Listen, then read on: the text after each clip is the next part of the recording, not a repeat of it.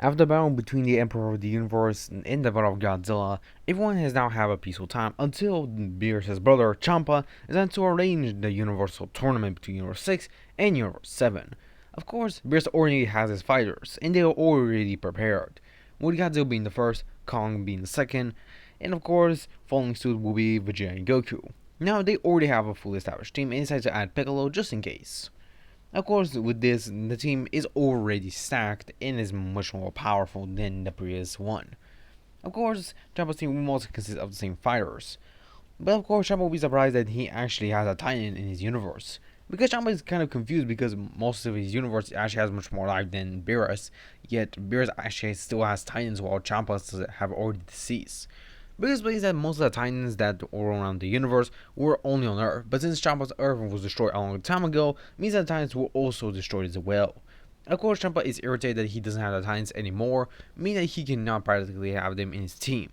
Of course, Beerus just laughs because he has the advantage, but Godzilla is just sized on the demeanor of Beerus. Godzilla can already defeat Beerus easily, so he's not that bothered about fighting Champa and Beerus at the same time due to him already almost being at the Whis' level. Godzilla's also been training with Goku inside a time chamber before they actually begin the Universe 6 vs. Universe 7 tournament. Godzilla was actually helping Goku to move his body on his own, with Godzilla actually being familiar with the technique because at one point of his time in the past when he fought Beerus, he also slightly fought Whis, but Whis was able to dodge attacks incredibly fast. But Godzilla was able to learn and adapt to Whis' style and eventually started to actually counter him in the past, and he's actually learned a lot more about it. So Godzilla actually mentors Goku to not actually trying to fight like Whis, but to fight his own way, to practically build his own Ultra Instinct when he achieves the Ultra Instinct itself. Goku does listen to Godzilla, and eventually Goku was able to achieve Ultra Instinct Sign, and eventually fully control it. He has full control over it, but he cannot fully activate it at will. It's not like he can activate it instantly, but he can activate it at will. It's pretty useful for him to utilize it, but he must be slightly injured to practically utilize the technique. But of course, he can control it. He cannot fully master it just yet. But he has good control over Sign, but has not achieved master just yet. Godzilla also continues to train and increase his power as well, with Goku actually being much more close to Godzilla's level. Godzilla can actually tell that Goku is actually excited to keeping up a lot better than he previously thought. But Godzilla is still stronger than Goku. But Goku actually closes the gap really fast because of his Saiyan potential. Godzilla ponders if his absorption of God Ki may not be as proficient as he thought it was before, but Godzilla thinks it's not because of him, but because of Goku's determination and potential as a Saiyan. He can even tell that Vegeta is also getting stronger. And Vegeta is actually going through a way of trying to master this simple evolution, and he's actually going through that, while Goku is trying to focus on trying to master the Ultra Instinct. Of course, when Universe 7 vs. 6 tournament begins, of course, the first match will be Goku versus Batamo, and Goku, of course, easily wins. With his own physical strength, Goku is much more higher than he would have been in his in our timeline, meaning he will easily be able to beat Batamo. Of course, when it comes to Megeta, Goku kind of struggles, but he's able to easily overwhelm Megeta and easily overpower him. But of course, he's slightly drained because of the battle. Of course, when he faces off against Frost, he's poisoned and eventually is forced to quit the match. The next, of course, will be Godzilla, since Godzilla actually wants to see if Frost can actually poison him. But due to Godzilla's evolution and, of course, his skin being much more tougher than Goku, even in his human form, he cannot actually feel the poison. It's kind of like a sting of the bee, but it kind of gets removed really quickly because of his regeneration being much more faster. It's kind of like he's immortal in a way, but not at the same time. With this, of course, he's easily able to defeat Frost. Of course, when his turn, Godzilla to practically fight Kaba, Godzilla actually gives tips to the young Saiyan on how to turn Super Saiyans. He has seen through Goku and Vegeta how they became Super Saiyans. So he practically forces Kaba to be angry by turning him even in his planet and his family. Of course, when Kaba does hear the words from Godzilla, due to him, Godzilla actually not being a Saiyan, means that Godzilla's words will kind of trill in Kaba's eyes, and Kaba was able to achieve Super Saiyan. But Godzilla continues to taunt Kaba, telling that he is nothing. And Kaba gets so enraged that he powers up to Super Saiyan 2 without even realizing it. It wasn't sure because of the young Saiyan's potential, and eventually Kaba rushes at Godzilla, able to slightly push the King of the Monsters back, but not damage him at all. Godzilla is impressed by the young Saiyan and tells him that he's pretty strong, but comparable to a Saiyan he has fought before, he is nothing. Godzilla then pushes him in the gut, instantly knocking him out. Eventually, Kaba is awakened by Vegeta and Godzilla tells him Kaba he's pretty strong, even for his young age, and tells him to continue growing stronger. and even maybe train with Vados in just in case he needs to get even stronger to learn God Ki. Kawa takes this to heart and eventually listens to Godzilla and even sees both Godzilla and Vegeta as his masters, and deciding to learn from both of them to learn how to become much more stronger. And eventually, of course, Godzilla will be facing off against Hit. Knowing that Godzilla is incredibly strong, he decides to not hold back and uses his time skip. But Godzilla is easily able to move through the time skip because he isn't his full power in base, so he can partly utilize his strength by just increasing his power a lot more. Of course, Godzilla is able to move through his time skip with ease, and he is even more surprised that Godzilla can actually still move. He decides to partly use some of his other techniques to slow Godzilla down, but he's not able to slow Godzilla down at all. He's only able to slow him down by just 3 times at best. But Godzilla can partly increase his speed by millions of times just by him powering up slightly. Which of course Godzilla is easily able to outspeed Hit and eventually knock him out, winning the tournament by himself alone. But of course Goku decided to give Hit a chance by fighting with himself. Of course, Goku was able to only defeat Hit by using Super Saiyan Blue Perfected with Kaioken on top of it. And that was only the first level of Kaioken. He didn't even use any other levels of Kaioken, which of course wasn't impressive. But all that Goku and Godzilla knew is they were actually being watched by Zamasu, who probably was irritated that the mortals will probably gain this power. But Zamasu was probably intrigued because Godzilla is an ancient titan, and titans in the gods' history are known to be beings which existed as long as the God's destruction existed as well, being a bringer of balance and of course of nature. Meaning that Zamasu does not see Godzilla as a mortal who practically defies the gods, but a mortal who practically is almost a god himself. So he doesn't actually think of stealing Godzilla's body, but instead Goku's. But he can also see that Vegeta is also a potential candidate.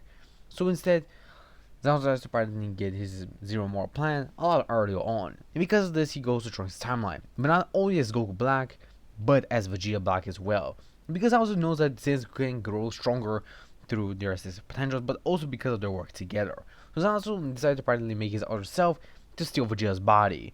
And eventually they both trained together and were able to get immensely stronger. Of course, they were easily able to overpower Trunks, and eventually Trunks was forced to go back into the past. Eventually, he meets with everyone, but eventually when he spots Goku and Vegeta, he tries to attack them, but Godzilla is easily able to stop him in just a nick of time. Godzilla tells him to calm down and explain what happened. Of course, Trunks doesn't explain everything, and eventually they're met with the presence of not only Goku Black, but also Vegeta Black. Goku and Vegeta gets irritated as they see that, as they both power up.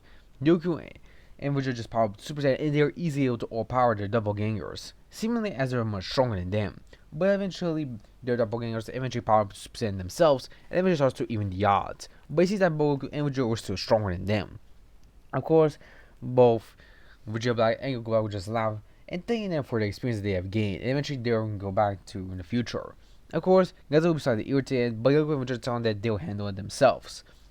So Godzilla decides to let them do that, but he ponders on what happened in the future if Megatron actually survived. But eventually, Trunks explained that after he's trained with everyone else, Trunks was able to practically control the strength he was able to gain through his training with everyone else. He was able to achieve Super Saiyan 3, but it was not a very good transformation in the beginning, but he was able to master it.